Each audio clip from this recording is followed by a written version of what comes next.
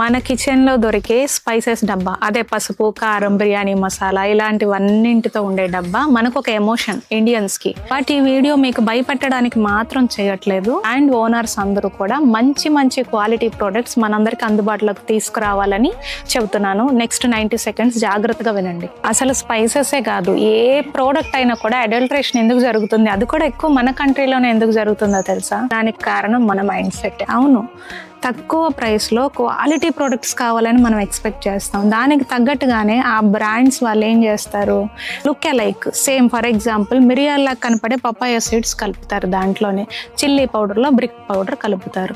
మరి colour match చేయాలి కదా, దానికోసం ఆర్టిఫిషియల్ కలర్స్ కలుపుతారు. అంతేకాదు, బాగా నిల్వకున్న ప్రోడక్ట్స్ను కూడా ఏదో ఒక పెస్టిసైడ్ కెమికల్లో కలిపేసి దాని మీద జర్మ్స్ కంటామినేషన్ అవ్వకుండా అది కూడా తీసుకొచ్చి ఇందులో కలిపేస్తారు. ఎన్ని రకాల ఘోరాలు ఎందుకు జరుగుతున్నాయి? మంచి ఫుడ్ ప్రోడక్ట్స్ మీద ఖర్చు పెట్టడానికి మాత్రం మన మనసు అస్సలు ఒప్పుకోదు కదా. స్పైసెస్ విషయానికి వస్తే అడల్ట్రేషన్ జరిగిందా లేదా కనుక్కోవడానికి కొన్ని సింపుల్ ట్రిక్స్ ఉన్నాయి. అది నెక్స్ట్ వీడియోలో మీకు చెబుతాను.